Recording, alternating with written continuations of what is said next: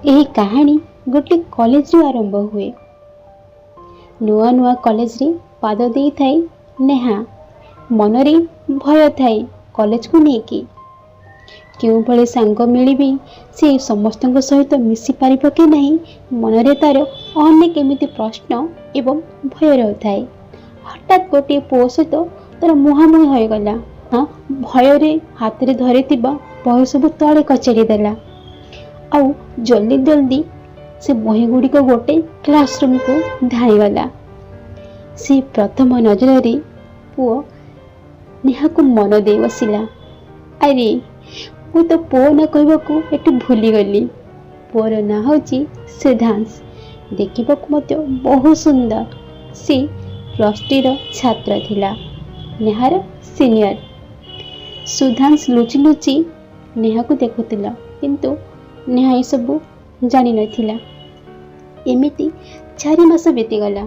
ସୁଧାଂଶ ଦିନେ ମନରେ ସାହସ ବାନ୍ଧି ନେହାକୁ ମନର କଥା କହିଦେଲା, କିନ୍ତୁ ନେହା ମନା କରିଦେଲା। କହିଲା, ମୁଁ ଭଲ ପାଇପାରିବି ନାହିଁ, ମୁଁ ଏସବୁଥିରେ ପଡ଼ିବାକୁ ଚାହେଁନି। ସୁଧାଂଶ ନିରାଶ ହେଇଗଲା, କିନ୍ତୁ ସୁଧାଂଶ କହିଲା, ଠିକ୍ ଅଛି, କିନ୍ତୁ ତୁମେ ମୋ ସହିତ ବନ୍ଧୁତାର ହାତ ବଢ଼େଇ ପାରିବ? ନେହା କହିଲା, ଠିକ୍ ଅଛି। ଆଉ ସେଇ ଦୁହେଁ ବନ୍ଧୁ ହୋଇଗଲେ।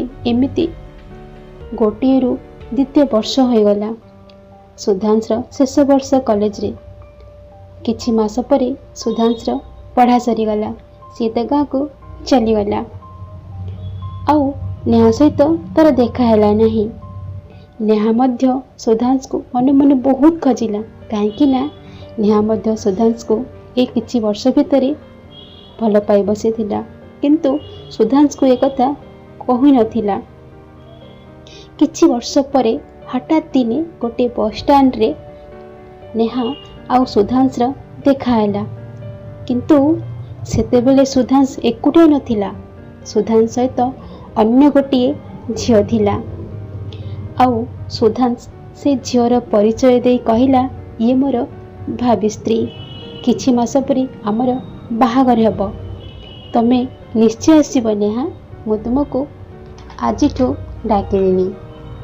ଏହା ଶୁଣିବା ମାତ୍ରେ ନେହାର ଆଖି ଲୁହରେ ଭରିଗଲା, କିନ୍ତୁ ଆଖିର ଲୁହକୁ ବହିବାକୁ ଦେଲା ନାହିଁ। ନେହା ହଁ କହି ସେଠୁ ଚାଲିଗଲା। କାରଣ ନେହା ଭାବିଥିଲା, ଯଦି କେବେ ସୁଧାଂଶ ସହିତ ତାର ଦେଖା ହେବ, ତାକୁ ସେ ମନ କଥା କହିବ ଆଉ ବନ୍ଧୁତାରୁ ପ୍ରେମିକା ହେଇଯିବ। କିନ୍ତୁ ତାର ଏହି ଭାବନାରେ ହିଁ ରହିଗଲା। ଫ୍ରେଣ୍ଡସ୍, ତୁମେମାନେ ଯଦି କାହାକୁ ଭଲ ପାଉଛ ନା, ଜଲ୍ଦି କହିଦିଅ, ନହେଲେ ଏମିତି ହିଁ ଘଟିବ। ଯଦି ନେହା ସେହି ସମୟରେ ସୁଧାଂଶକୁ ତାର ମନ କଥା କହିଦେଇଥାନ୍ତା, ତାହେଲେ ଆଜି ସେଇ ଝିଅ ଜାଗାରେ ସେ ନିଜେ ଥାନ୍ତା। ଆପଣଙ୍କୁ এই କାହାଣୀ କେମିତି ଲାଗିଲା ନିଶ୍ଚିତ ଭାବେ କମେଣ୍ଟ ସେକ୍ସନରେ ଜଣାଇବେ। ଆପଣଙ୍କର ମତାମତର ଅପେକ୍ଷାରେ ରହିଲି। ଜୟ ଜଗନ୍ନାଥ।